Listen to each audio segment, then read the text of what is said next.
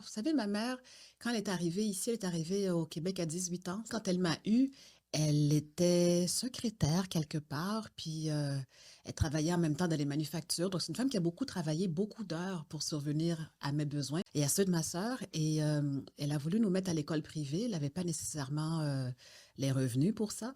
Donc, elle s'est mise à étudier pour devenir infirmière. Donc, je me rappelle que pendant que j'étais à l'école, elle, non seulement elle travaillait toute la journée, mais le soir, elle étudiait à temps partiel pour devenir infirmière. Je me rappelle, elle travaillait des doubles shifts, donc des 16 heures par jour pour pouvoir subvenir à mes besoins et à ceux de ma sœur.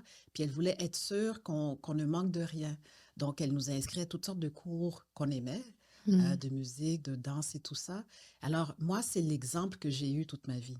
Parce que quand ton but est ben, noble, Mmh. bienveillant, tu sais, c'est pas quelque chose qui fait du mal à personne, pourquoi est-ce que tu ne mettrais pas tout de ton côté pour que ça marche? Mmh. Puis, ma mère aujourd'hui est décédée. Elle est décédée il y a 2 ans.